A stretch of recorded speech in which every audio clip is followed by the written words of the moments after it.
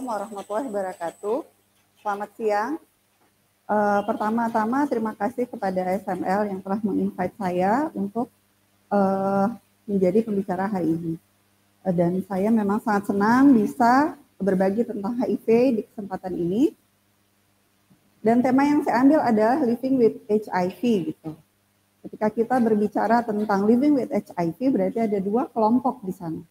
Ada orang dengan HIV yang positif, dan ada yang dikatakan OHIDA, orang yang hidup dengan orang yang HIV positif. Kemudian, apa sih isu yang akan kita bahas? Yang pertama adalah tentang persepsi. Apa persepsi yang ada di masyarakat saat ini tentang HIV/AIDS? Kemudian, tentang prevention, bagaimana caranya kita mencegah agar kita terhindar dari HIV/AIDS. Dan ada juga yang akan kita bahas nanti, what do's and don'ts, apa yang harus kita lakukan dan tidak kita lakukan di lingkungan HIV/AIDS.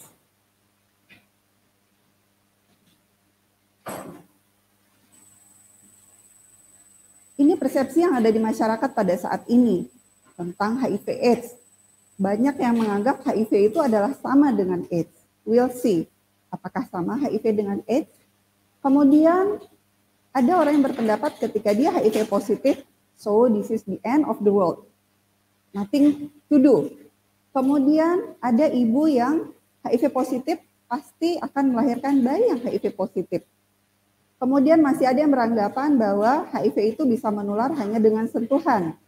Bahkan masih ada yang menganggap bahwa HIV itu bisa menular dengan gigitan nyamuk. Dan ada juga yang beranggapan HIV itu bisa disembuhkan. Kita lihat nanti apakah HIV bisa disembuhkan.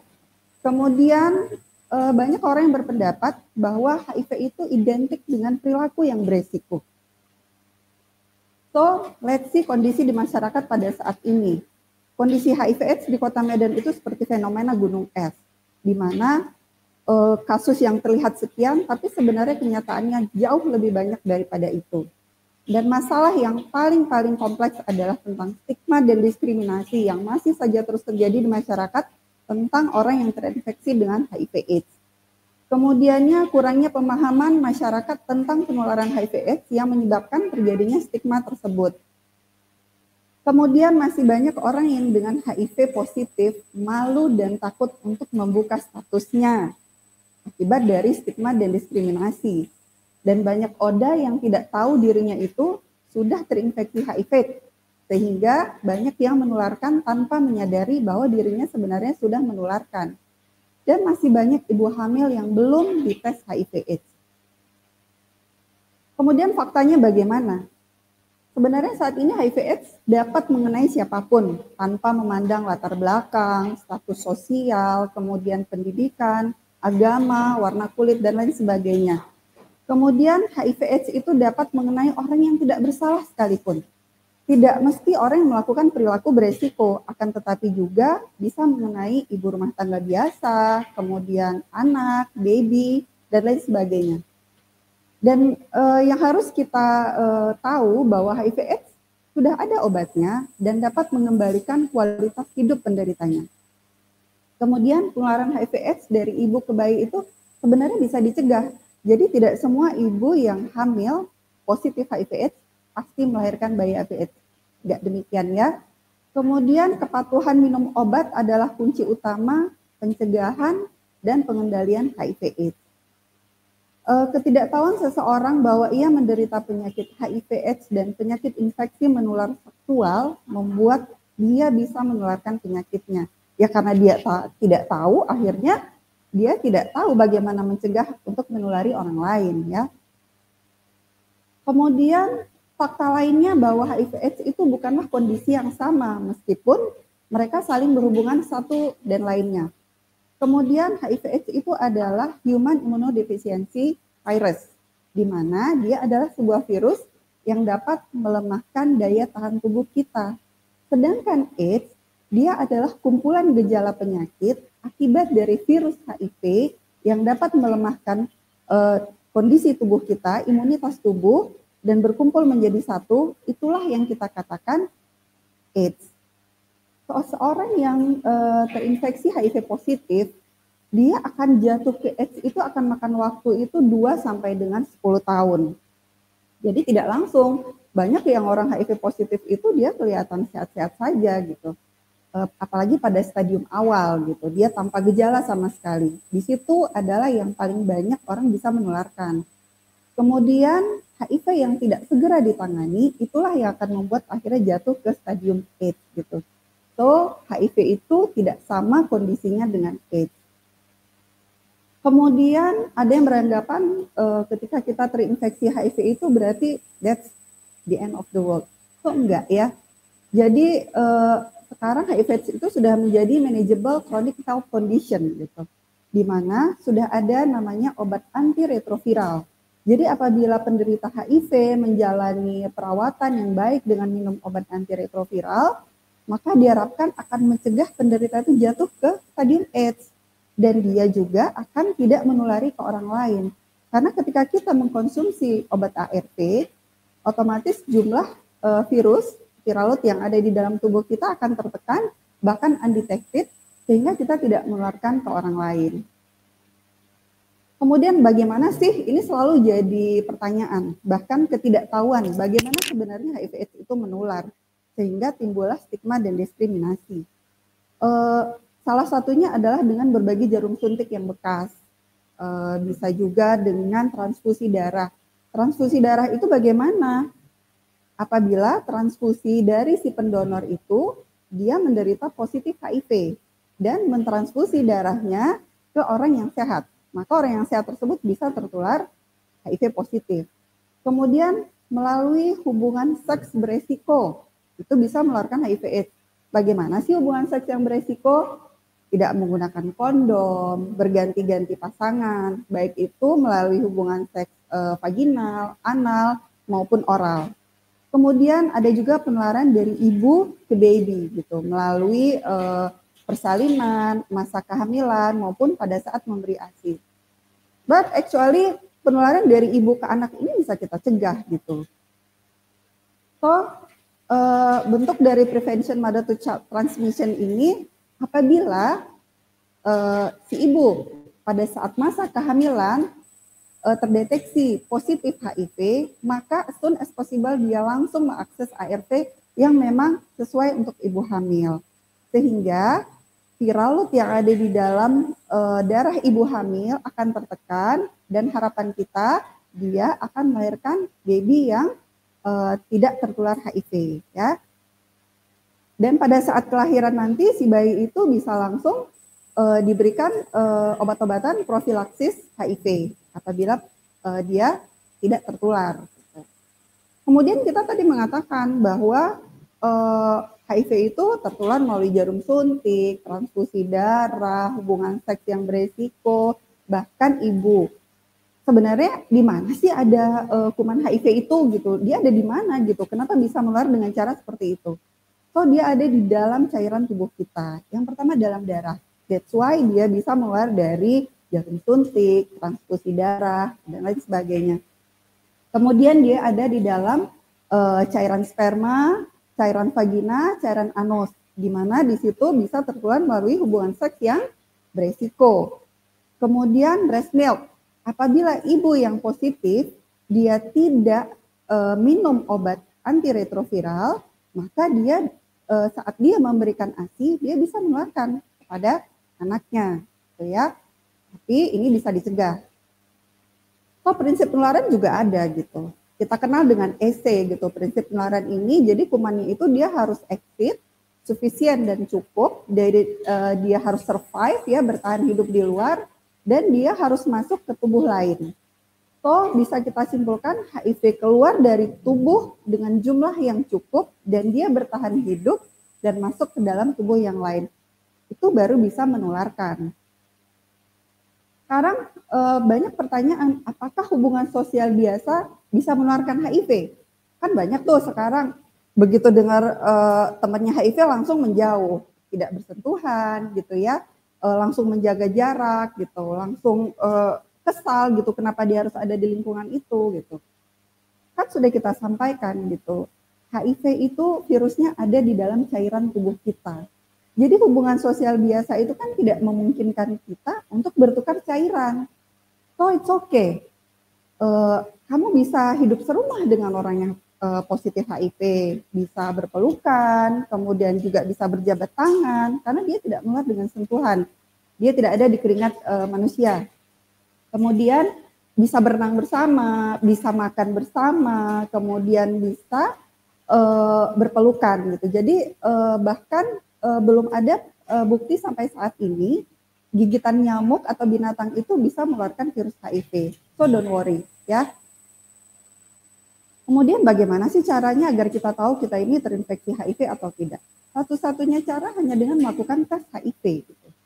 Saat kita tes HIV kita akan tahu apakah kita sudah terinfeksi HIV atau tidak. Jadi nggak bisa tuh kita ngelihat orang HIV itu dari perawakannya saja. Ini dia HIV nih gitu. Nggak bisa gitu ya. Jadi kita harus melakukan tes.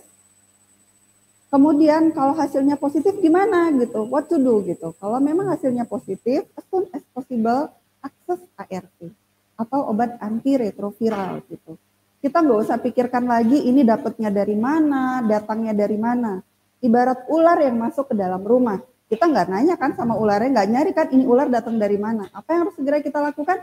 Kita bunuh ular itu. So, that's what to do gitu. Kalau memang ternyata kita positif, segera akses ARV ya. Apa sih itu ARV? Dari tadi kita bicara tentang ARV. Apa sih sebenarnya? Jadi dia obat yang digunakan untuk melawan virus HIV, bukan menghilangkan virus HIV. Jadi until now there's no cure for HIV infection. Gitu. Belum ada belum ada kesembuhan yang total untuk orang yang terinfeksi HIV positif. Akan tetapi perjalanan penyakitnya bisa dikendalikan ya, jadi bisa kita atasi sehingga dia tidak mengalami infeksi-infeksi akibat melemahnya kekebalan tubuhnya, so dia punya quality of life gitu ya. Jadi manfaat si ARV ini bisa membantu menekan perkembangan penyakitnya, mencegah risiko penularan, baik itu kepada pasangan atau dari ibu ke anak. Gitu.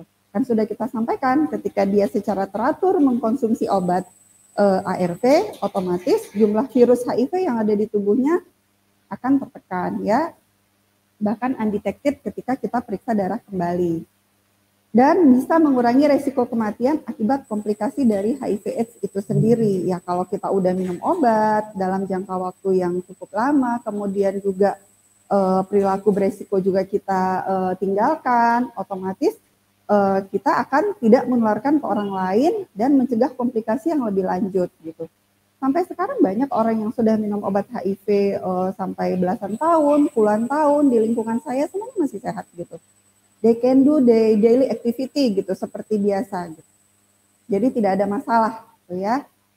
So ARV memang tidak bisa menyembuhkan. Dia tidak menyembuhkan, akan tetapi enabling people living with HIV to lead a long and healthy life gitu. Kemudian gimana cara kita mencegah? Apa caranya supaya kita tidak terkena HIV? Gitu. Kita kenal dengan istilah A, B, C, D, E. Abstinence. Absenlah melakukan perilaku seks yang beresiko gitu. Seks yang tidak menggunakan kondom, kemudian berganti-ganti pasangan, seks pranikah ya. Kemudian be faithful gitu. Setialah pada satu pasangan. Mudah-mudahan kalau Anda setia satu sama lain, pasti Anda terhindar dari HIV. Kemudian kondom. Apabila memang Anda yakin atau Anda sudah tahu bahwa Anda terinfeksi HIV positif, maka gunakan kondom agar tidak menulari pasangan Anda. Dan say no to drugs, apalagi obat-obat suntikan dengan narkoba suntik ya, itu juga bisa menularkan HIV. Kemudian education. Edukasi dan informasi yang benar mengenai HIV itu sangat membantu mencegah penularan dan pencegahan serta pengobatan HIV. So, stigma dan diskriminasi ini adalah merupakan bagian yang sangat penting menjadi concern kita gitu, karena ini adalah kendala terbesar dalam penanggulangan HIV gitu. Masih banyak stigma dan diskriminasi yang terjadi di masyarakat terhadap orang yang positif HIV, di mana stigma adalah ciri negatif yang menempel pada pribadi seseorang karena pengaruh lingkungannya. Dan UNAIDS mendefinisikan bahwa stigma dan diskriminasi terkait HIV sebagai ciri negatif yang diberikan pada seseorang sehingga menyebabkan tindakan yang tidak wajar dan tidak adil terhadap orang tersebut berdasarkan status HIV-nya. Nah, ini masih terjadi loh teman-teman. Selalu terjadi di masyarakat ketika orang yang kurang informasi tentang HIV mengetahui bahwa di lingkungannya ada yang HIV positif. Apa aja bentuknya itu? Yang pertama ada labeling, yaitu kita memberikan cap pada seseorang. Ketika kita tahu dia terinfeksi HIV positif, langsung ada labeling di dalam pikiran kita bahwa dia adalah orang yang jahat. Pasti dia berbuat salah, itulah kenapa dia mendapatkan HIV positif. Padahal belum tentu. Kemudian ada jenis stigma yang stereotyping gitu. Kita menganggap karena satu orang yang kita ketahui dia terkena infeksi HIV akibat dari perbuatan yang salah, langsung kita ngecap semua orang yang terinfeksi HIV pasti karena berbuat salah. Belum tentu. Dan ada juga cognitive separation. Kita menganggap dia berbeda secara mental, pemikiran dengan kita hanya karena dia terinfeksi HIV. Kemudian emotional reaction. Kita langsung kesel gitu kalau ngeliat ada orang yang HIV di sekitar kita ataupun marah gitu. Kemudian bentuk-bentuk stigma ini ada 3 gitu. Yang pertama self stigma. Self stigma itu ketika si penderita HIV ini menstigma dirinya. Dia menyalahkan dirinya, kemudian dia mengisolasi dari lingkungan dan masyarakat. Kemudian ada stigma by association, di mana kondisi ketika satu keluarga atau satu lingkungan mendapatkan stigma akibat di antara mereka ada satu orang yang terkena HIV positif. Kemudian felt stigma atau real stigma, inilah yang sesungguhnya yang terjadi di masyarakat saat ini, bahwa persepsi atau perasaan yang nyata terhadap seseorang dan bukan datang dari orang tersebut, ya, kan, tetapi datang dari lingkungannya. Stigma terhadap ODA ini datang terjadi akibatnya kurang pengetahuan yang benar tentang cara penularan HIV. Jadi masih menganggap bahwa HIV/AIDS itu penyakit yang mematikan, penyakit kaumnya homoseksual, dan penyakit kutukan. Sudah kita sampaikan tadi sebelumnya bahwa HIV itu sudah bisa kita kendalikan, bahkan si penderita HIV akan punya quality of life gitu. Kemudian HIV/AIDS adalah penyakit yang didapat akibat perbuatan yang melanggar susila, perbuatan yang kotor, padahal belum tentu. Bagaimana dengan ibu rumah tangga? Bagaimana dengan bayi? Mereka do nothing, mereka hidup baik, hidup benar, tapi bisa saja terinfeksi HIV. Kemudian ada yang beranggapan bahwa orang HIV/AIDS itu sengaja menularkan penyakitnya. Jadi stigma ini sangat berdampak kepada bukan hanya kepada si penderita, akan tetapi kepada keluarganya, teman, kemudian buat tenaga kesehatan. Bahkan di antara dokter dan perawat masih ada yang didiskriminasi, bahkan disalahkan karena mereka menangani pasien dengan HIV positif. So, di mana saja atau apa saja bentuk-bentuk diskriminasi. Kalau tadi kita stigma itu adalah bentuk kita melabeling atau itu sesuatu yang ada di dalam pikiran kita. Kalau diskriminasi itu sudah bentuknya perbuatan atau tindakan. Bisa itu bentuknya pelecehan, cuek, kemudian tidak peduli, antipati, mengabaikan, bahkan mengejek, penolakan, dan bahkan kita menjauhi. Itu adalah bentuk dari diskriminasi. Jadi kalau tadi stigma itu hanya pemikiran kita, kalau diskriminasi kita sudah melakukan sebuah perbuatan. Kemudian di mana saja bisa terjadi stigma dan diskriminasi? Di semua lingkungan kita, baik itu di rumah, di tempat pekerjaan, kemudian bahkan di layanan kesehatan, masih ada petugas-petugas kesehatan yang tidak paham HIV, bahkan ikut menstigma penderita HIV. Kemudian di lingkungan sosial, di media, kemudian di sistem peradilan politik. Jadi bentuk-bentuk diskriminasi yang terjadi selama itu cukup banyak. Selama ini cukup banyak gitu ya. Di antaranya keluarga yang tega mengusir anaknya dan menganggap anaknya itu aib hanya karena dia menderita HIV. Kemudian rumah sakit dan tenaga kesehatan yang menolak untuk menerima orang dengan HIV atau menempatkan orang dengan HIV itu di tempat yang terpisah. Padahal kan tadi kita sudah tahu bahwa HIV itu tidak menular dengan hubungan sosial biasa. Dia hanya menular apabila terjadi pertukaran cairan tubuh, ya. Kemudian ada tempat-tempat bekerja di mana atasan mereka langsung memberhentikan pegawainya begitu mereka tahu bahwa pegawainya menderita HIV positif. itu juga merupakan bentuk diskriminasi. Kemudian mengkarantina orang dengan HIV, masih ada daerah tertentu yang menganggap itu penyakit kutukan sehingga mempasung, ya. Bahkan ada sekolah yang tidak mau menerima anak dengan HIV karena takut murid lain akan ketakutan, bahkan mungkin gurunya juga takut tertular. Jadi ini masalah yang sangat serius. Beberapa waktu yang lalu ini terjadi juga di Sumatera Utara bahwa ada seorang anak yang dikeluarkan dari sekolahnya bahkan diusir dari daerahnya hanya karena dia menderita HIV positif tertular dari ibunya gitu. Dan ini menjadi isu nasional karena bentuk diskriminasi yang kita sampaikan tadi itu semuanya bentuk pelanggaran hak asasi manusia. So, apa saja dampaknya? Dampaknya itu bisa kepada Oda dia menjadi hilang hak-haknya sebagai manusia. Haknya untuk bekerja, haknya untuk membangun rumah tangga, hak untuk mendapat pendidikan dan pekerjaan yang layak. Kemudian menjadi hambatan bagi si orang dengan HIV untuk mengembangkan diri karena dia mendapat stigma di lingkungannya kan. Kemudian membuat si orang dengan HIV ini mengasingkan diri, itu berarti kan self stigma gitu ya, karena dia merasa bersalah, merasa takut gitu. Kemudian akan menghambat program pemerintah tentunya.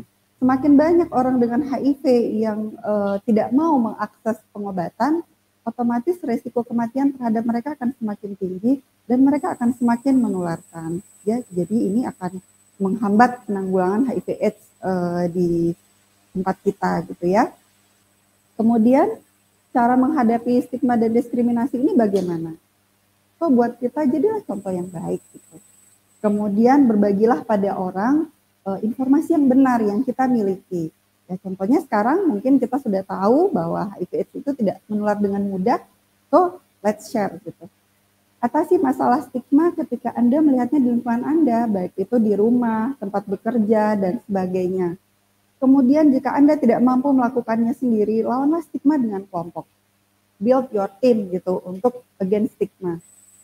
Kemudian bantulah orang untuk bertindak melakukan perubahan. Mungkin kita bisa membantu orang-orang yang ingin meninggalkan perilaku beresikonya, ya. Itu tidak mudah, tapi kita bisa membantu mereka. Kemudian think big, start small, ya do it now gitu. Kita tidak perlu menunda, langsung saja kita lakukan. So peran orang dengan HIV, apa saja peran dia dan apa juga peran kita orang yang hidup dengan orang yang HIV gitu. Ya tentu saja perilaku hidup sehat ya. Kita melindungi diri sendiri dengan meninggalkan perilaku yang beresiko dan melindungi keluarga kita, pasangan kita, anak kita. Caranya bagaimana? Tidak menulari mereka dengan minum obat secara teratur, kemudian menggunakan kondom untuk pasangan kita. Terus peran kita sebagai orang yang hidup di lingkungan orang yang HIV bagaimana? Ya stop stigma dan diskriminasi. Please don't judge. Kemudian berikan dukungan pengobatan untuk mereka. Lalu take home message-nya, understanding transmission is the heart of preventing. Fight HIV/AIDS, not people with HIV/AIDS. So that's all. Thank you. Assalamualaikum warahmatullahi wabarakatuh.